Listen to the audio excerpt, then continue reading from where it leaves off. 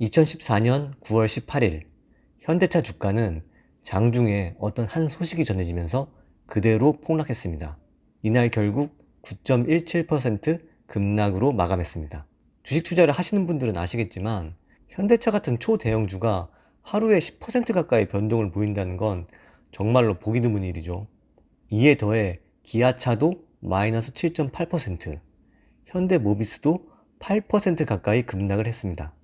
과연 장중에 어떤 악재가 전해졌길래 이런 폭락이 나왔을까요?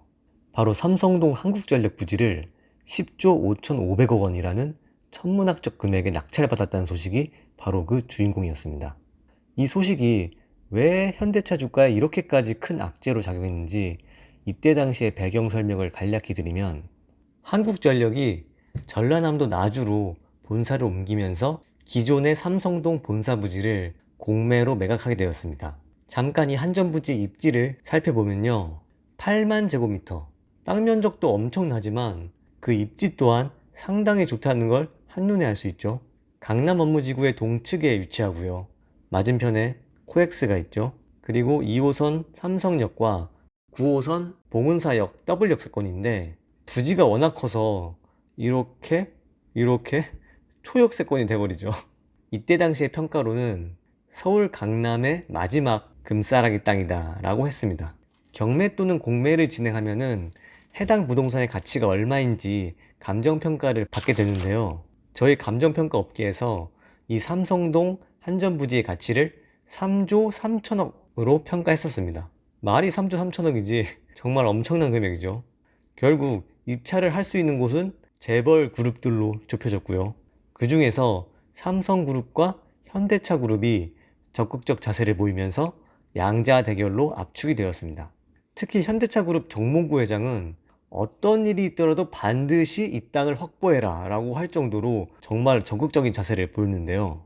아무리 그렇다 하더라도 5조 원 안쪽에서 결판이 날 것이란 예상이 대부분이었습니다. 근데 결과는 10조 5,500억 원.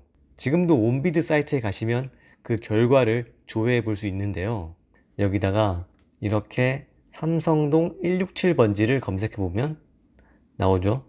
들어가 보면 감정평가액이 3조 3천억 원, 입찰 결과를 조회해 보면 10조 5,500억 원. 공이 몇 개요? 참고로 삼성의 입찰가는 비공개라서 정확히 알 수는 없지만 업계에서는 약 4조 5천억을 썼다고 추측했는데요, 그야말로 초격차 베팅이었죠. 이재용 회장이 밀어붙이는 초격차 전략이 여기에서 영감을 얻어서 탄생했다는 후문이 있습니다. 5조만 써도 낙찰받을 거를 6조, 7조, 8조도 아니고 조 단위가 마치 만원 단위 마냥. 훗날 한국전력 관계자가 말하길 낙찰 결과를 보고 온비드 사이트가 해킹당한 거 아닌지 의심했다고 했죠. 이러니 당일 현대차 주가가 폭락을 할 수밖에요. 반대로 한전 주가는 급등을 했죠.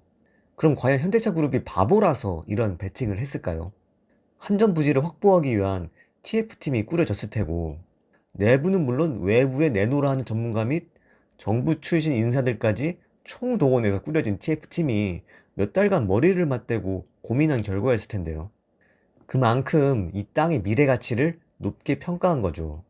6조 정도만 써내도 낙찰받을 가능성이 90% 이상이라고 판단했을 테지만 4조 5천억을 더 박으면서 낙찰 못 받을 그 10%의 가능성을 0으로 만든 거죠.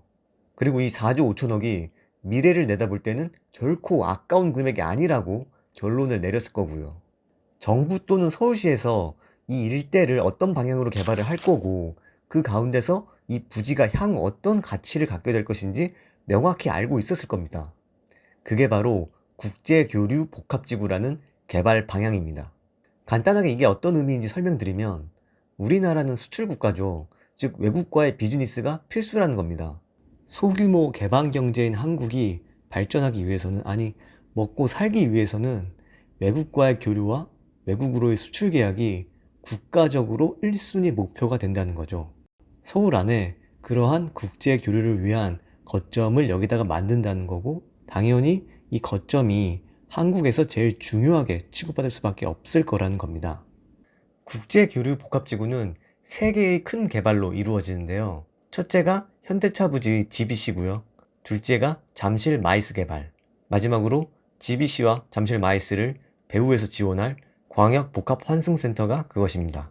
GBC 및 잠실 마이스는 한마디로 글로벌 교류의 거점을 만든다는 겁니다. GBC는 기존에 존재하는 코엑스와 더불어 국제 업무의 핵심이 될 것이며 현대차 그룹의 모든 계열사가 이곳으로 모이게 됩니다. 자동차 산업은 물론 로봇, AI 등 첨단 산업의 중심지로 발전시킬 계획입니다. 향후 20년간 고용 창출 효과만 무려 120만 명이라고 하는데요. 물론 예상치이긴 하지만 일자리가 부동산 가격을 상승시키는 제1 요인이라고 봤을 때 상당한 파급 효과가 예상됩니다. 잠실 마이스는 스포츠와 문화 중심의 복합 개발로서 GBC와는 다른 특색으로 국제 교류를 지원할 겁니다. 물론 마이스라는 명칭답게 스포츠 문화시설은 물론 업무시설, 전시 및 컨벤션 시설, 특급 호텔 등이 복합적으로 개발됩니다. 여기서의 고용 창출 효과도 상당할 것으로 예상됩니다.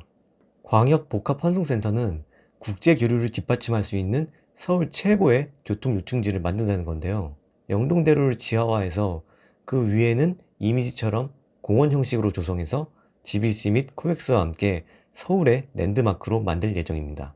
버스와 자동차는 지하 1층으로 GTX A와 C 노선을 포함한 5개의 철도가 지하 4층에서 지하 7층을 지날 것이며 인천공항에서 삼성역을 오가는 도심 항공교통 서비스 계획도 국토교통부가 발표를 한 상태죠. 즉 철도와 버스, 항공까지 아우르는 교통 요새가 된다는 겁니다. 그럼 우리가 여기서 무엇을 캐치해서 우리의 의사결정에 활용할 수 있을까요? 우리나라 3대 업무지구 중 하나인 강남 업무지구, GBD의 중심이라기보다는 무게감이 이쪽에서 이쪽으로 이동할 가능성이 높다는 거죠. 쉽게 얘기하면 이 국제교류 복합지구로의 접근성이 좋을수록 상급지가 된다는 겁니다. 예를 하나 들어볼까요? 여기 잠실 주공 5단지가 재건축이 되면은 잠실 L스를 제치고 잠실 대장이 될 거다라는 게 다수의 의견이죠. 글쎄요, 과연 그렇게 될까요? 물론 새삥 건물 내세우면서 잠시 대장 역할을 할 수도 있을 테지만 입지의 가치는 건물이 아닌 땅에 귀속하는 거죠. 즉 본질적인 가치는 여기 잠실동 27번지보다 이 엘스가 있는 잠실동 19번지가 한 수 위라는 거죠. 잠실 5단지 재건축 후에 한 10년 정도 지나서 엘스가 리모델링 한다면 그럼 말할 필요도 없는 거고요. 이런 식으로 향후 투자 방향을 잡을 수 있다는 거죠.